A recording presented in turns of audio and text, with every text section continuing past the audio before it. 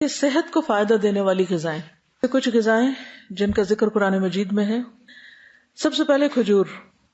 اس کے اندر ایسے اجزاء پائے جاتے ہیں کہ اگر آپ 1-2 کھجوریں بھی روزانہ کی کھا لیں تو جسم کی دردیں، جس کا اکثر لوگ شکار رہتے ہیں، یا پھر بڑھاپے میں بہت سی چیزوں کی جب کمی ہو جاتی ہے جسم کے اندر، تو بہت سے لوگ صرف دردوں کی شکایت کرتے ہیں، تو اس میں بھی اس کا بہت فائدہ ہے. نبی صلی اللہ علیہ وسلم نے فرمایا جس گھر میں کھجور نہیں وہ اس گھر کی مانند ہے جس میں کوئی کھانا نہیں. کھجور نہیں تو سمجھے کچھ نہیں دوسرے لفظوں میں. اور آپ کو معلوم پاکستان میں اعلیٰ قسم کی کھجوریں پیدا ہوتی ہیں. حضرت عائشہ فرماتی ہے کہ رسول اللہ صلی اللہ علیہ وسلم نے فرمایا اے عائشہ جس گھر میں کھجور نہ ہو وہ گھر والے بھوکے ہیں. اے عائشہ جس گھر میں کھجور نہیں وہ گھر والے بھوکے ہیں. آپ نے 2 یا 3 مرتبہ یہ بات فرمائی.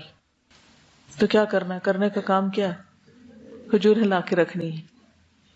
جب کچھ اور نہ کھانے کو ملے تو صرف کھجور ہر چیز کی کمی پوری کر دیتی ہے. کھجور کے ساتھ ککڑی کا استعمال. عبداللہ بن جعفر کہتے ہیں کہ میں نے نبی صلی اللہ علیہ وسلم کو تازہ کھجور ککڑی کے ساتھ کھاتے دیکھی. یعنی اگر آپ کھجور کے ساتھ کھیرا شامل کر لیں، مثلا صبح میں اگر آپ نے دودھ کھجور لیا اور اگر صبح نہیں آپ کھاتے دوپہر میں لیتے ہیں تو بہترین سنیک ہے، دوپہر کے کھانے کا کام کر سکتے. حضرت عائشہ کہتی کہ میری والدہ مجھے موٹا کرنے کی تدبیر کرتی تھی تاکہ میری رخصتی کر کے رسول اللہ صلی اللہ علیہ وسلم کی خدمت میں روانہ کرے، لیکن یہ مقصد کسی تدبیر سے حاصل نہ ہوا. حتیٰ کہ میں نے کھجوروں کے ساتھ ککڑی کھائی تو میں انتہائی متناسب انداز کی فربہ ہو گئی، یعنی کہ اچھی فزیک ہو گئی. تربوز اور تازہ کھجور. حضرت عائشہ کہتی ہے کہ رسول اللہ صلی اللہ علیہ وسلم تربوز اور تازہ کھجور ملا کر کھایا کرتے تھے اور فرماتے تھے ہم اس کی گرمی کا علاج اس کی ٹھنڈک سے اور اس کی ٹھنڈک کا اس کی گرمی سے کرتے ہیں.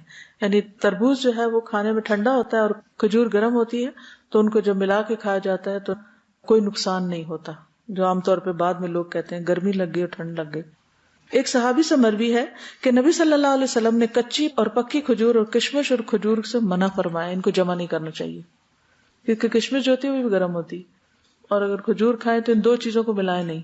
یعنی اگر آپ کو کھانا بنا رہے ہیں کچھ، کیونکہ ہمارے یہاں بعض ریسیپیز ایسی ہوتی ہے کہ اس میں دنیا بھر کی چیزیں اکٹھی کر دی جاتی ہیں تو بعض اوقات تو صحت کے لیے نقصان دہ ہوتی ہیں. دوسری چیز ہے انار.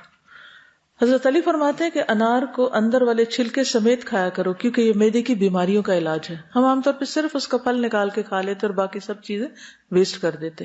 تو اندر کا چھلکا کون سا ہوتا ہے؟ وہ وائٹ اسٹف جس کے اندر دانے لگے ہوتے ہیں. انار بھی جنت کا پھل ہے اور اس میں بھی بہت سارے فائدے ہیں. زیتون. قرآن مجید میں اللہ تعالیٰ نے انجیر اور زیتون کی قسم کھائی، والتین والزیتون. ان کے فوائد کے پیش نظر روزانہ کم از کم 1 انجیر، 1 زیتون اور خالص زیتون کے تیل کا 1 چمچہ استعمال کرنا فائدہ مند ہے. جسمانی توانائی اور دماغی قوت کے لیے زیتون کے تیل کی مالش بھی یعنی مساج بھی فائدہ مند ہے. اللہ سبحانہ وتعالیٰ نے زیتون کے تیل کو قرآن مجید میں مبارک تیل کہا ہے. حدیث میں آتا ہے کلوا الزیت وادہنوا بہ فانہ من شجرۃ مبارکہ. نبی صلی اللہ علیہ وسلم نے فرمایا زیتون کا تیل کھاؤ اور لگاؤ، یہ ایک مبارک درخت سے نکالا گیا ہے. یعنی درخت مبارک ہے جس سے نکلا ہوا تیل بھی کیا ہوگا؟ فانہا من شجرۃ مبارکۃ.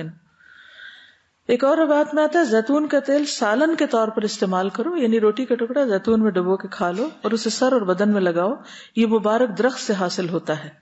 حضرت عائشہ فرماتی ہے کہ رسول اللہ صلی اللہ علیہ وسلم وفات پا گئے اور آپ نے ایک دن میں 2 مرتبہ روٹی اور زیتون کا تیل سیر ہو کر نہیں کھائے.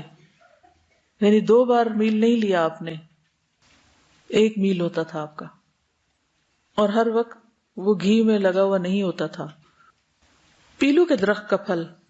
جابر بن عبداللہ کہتے ہیں کہ ہم رسول اللہ صلی اللہ علیہ وسلم کے ساتھ مر الزہران کے مقام پر تھے، ہم پیلو توڑ رہے تھے. آپ نے فرمایا جو خوب کالا ہو وہ توڑو کیونکہ وہ زیادہ لذیذ ہوتا ہے، یعنی یہ بھی کھانے کی چیز ہے. کدو. فنبذناہ بالعراء وہو سقیم وانبتنا علیہ شجرۃ من یقطین. پھر ہم نے اسے یونس علیہ السلام کو ایک چٹیل میدان میں ڈال دیا جبکہ وہ بیمار تھے، اور ہم نے اس پر کدو کا بیلدار درخت اگا دیا. انس بن مالک کہتے ہیں کہ ایک درزی نے رسول اللہ صلی اللہ علیہ وسلم کو کھانے پر بلایا. وہ کہتے ہیں کہ میں خود بھی اس دعوت میں آپ کے ساتھ گیا. اس درزی نے روٹی اور شوربہ جس میں کدو اور سوکھا گوشت تھا رسول اللہ صلی اللہ علیہ وسلم کے سامنے پیش کیا. میں نے دیکھا کہ نبی صلی اللہ علیہ وسلم کدو کے قتلے پیالے میں تلاش کر رہے تھے، یعنی گوشت بھی تھا اور کدو بھی، تو آپ گوشت کی بجائے کدو اٹھا اٹھا کے کھا رہے تھے. اس دن سے میں بھی برابر کدو پسند کرتا ہوں. حضرت یونس علیہ السلام کی بیماری کے علاج کے طور پر کدو کی بیل اگائی گئی تھی، جس سے ان کے جسم پر جو بھی مچھلی کے اسٹمک میں جانے کی وجہ سے جو ایسیڈک مادہ تھا وہ لگنے سے زخم وغیرہ ہوئے ہوں گے، ان کا علاج اس سے ہوا۔ انس کہتے ہیں کہ اس کے بعد جو کھانا میرے لیے تیار کیا گیا اور جتنا مجھ سے ہو سکا میں نے اس میں کدو کو ضرور شامل کر لیا۔ چقندر اور جو۔